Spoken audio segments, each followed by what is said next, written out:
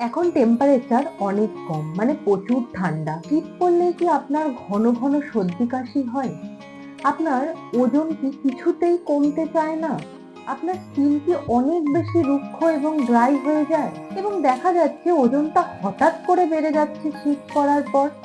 যাই খাচ্ছেন না কেন, কিছুতে সেটা ডাইজেস্ট করতে পারছেন না। আজকের ভিডিওতে আমরা এই সমস্যাগুলোর সমাধান নিয়ে আলোচনা করব।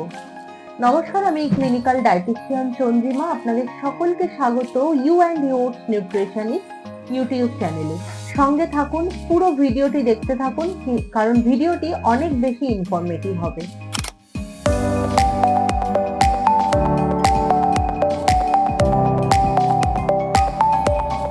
আমি পুষ্টিবিদ হিসেবে আপনাদের বলবো, পার্টিকুলার প্রত্যেকটা সিজনে কিন্তু আমাদেরকে হেলদি রাখার জন্য বিভিন্ন রকম হেলদি খাদ্যাভ্যাস, লাইফস্টাইল চেঞ্জ করা জরুরি। কিন্তু তার মধ্যে অত্যন্ত গুরুত্বপূর্ণ সময় হচ্ছে এই শীতকাল। কারণ শীতকালে শরীরের যত্নটা কিন্তু অন্যান্য ওয়েদারের তুলনায় একটু বেশি রাখা উচিত বা রাখতে হয়। কারণ কি জানেন? কারণ শীতকালে মেটাবলিক রেট অন্যান্য ওয়েদারের তুলনায় অনেক বেশি স্লো হয়ে যায়। অন্যান্য ওয়েদারের থেকে এই শীতকালে জল পান করার পরিমাণ কিন্তু অনেকটাই কমে যায়। আপনার ইমিউনিটি কিন্তু দুর্বল হতে পারে এই শীতকালে। আপনার স্কিন এবং আপনার চুল কিন্তু অনেক বেশি ড্রাই এবং অনেক বেশি রুক্ষ হয়ে যায় এই শীতকালে। তাই শুধু গরম সোয়েটার বা গরম কাপড় পরলেই হবে না, নজর দিতে হবে আপনার শরীরের ভিতরের সিস্টেমকে ঠিক রাখতে যা যা করণীয় সেগুলোর দিকে একদম শক্তভাবে নজর দিতে হবে।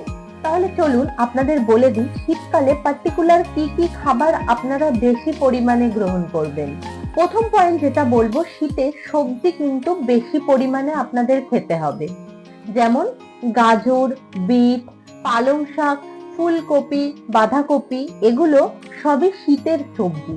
শীতকালে এই সবজিগুলোর উৎপাদন গরমকালের তুলনায় অনেক গুণ বেশি হয় এবং এর কোয়ালিটি, এর পুষ্টিগুণ অনেক ভালো থাকে, কারণ ওগুলো কোল্ড স্টোরে থাকে না, একদম টাটকা সবজি পাওয়া যায়। এগুলোতে আছে ফাইবার, ভিটামিন এবং অ্যান্টিঅক্সিডেন্ট, যেটা কিনা কি করবে, আপনার ইমিউনিটি সিস্টেমকে স্ট্রং করতে সাহায্য করবে। 2 নম্বর যেটা বলবো, খাদ্য তালিকায় ভালো ফ্যাটকে যোগ করুন। এই শীতে শরীরের গরম ধরে রাখার জন্য ভালো ফ্যাট কিন্তু অত্যন্ত গুরুত্বপূর্ণ। ভালো ফ্যাট গুলো কিসে কিসে রয়েছে চলুন আপনাদেরকে বলে দিই। চীনা বাদাম, তিল, আখরোট, আমন্ড বাদাম, এগুলোতে কিন্তু আপনারা গুড কোয়ালিটির ফ্যাট পাবেন, যেগুলোকে বলা হয় ওমেগা 3, ওমেগা 6 ফ্যাটি অ্যাসিড। এছাড়াও বিভিন্ন রকমের সিডসকে কিন্তু প্রাধান্য দিতে পারেন। এছাড়া ধরুন আপনাদের অত দামি বাদাম কেনার সামর্থ্য নেই, সেই জায়গায় আপনারা কিন্তু নর্মালি চীনে বাদামকে কিন্তু প্রাধান্য দিতেই পারেন। অতিরিক্ত ফ্রাইড ফুড, মানে ভাজা খাবার এই সময় অ্যাভয়েড করাই ভালো, বিশেষ করে যাদের ডাইজেস্টিভ সিস্টেমে সমস্যা রয়েছে। গরম এবং হালকা খাবার খান, যেরকম ডাল খেতে পারেন, বিভিন্ন রকমের ভেজিটেবল স্যুপ, চিকেন স্যুপ, এগুলোকে রাখতে পারেন আপনার খাদ্য তালিকায়।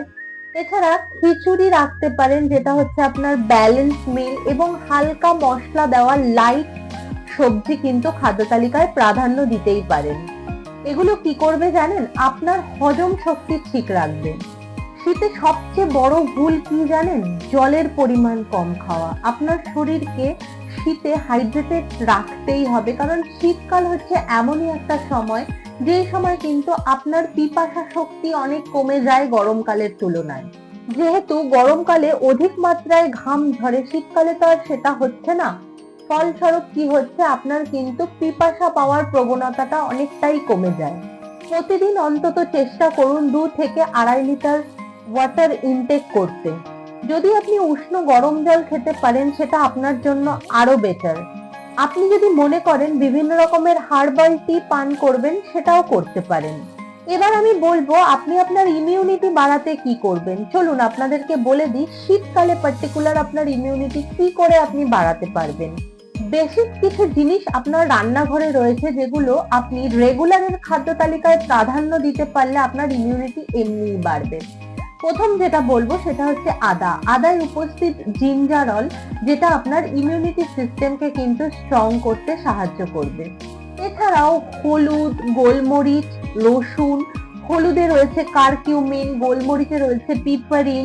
এছাড়া এই খাবারগুলোকে রেগুলারের খাদ্য তালিকায় প্রাধান্য দিন, দেখবেন অটোমেটিক্যালি আপনার রোগ প্রতিরোধ ক্ষমতা অনেক গুণ বেড়ে যাবে। কারণ এগুলোকে বলা হয় প্রাকৃতিক ইমিউনিটি বুস্টার।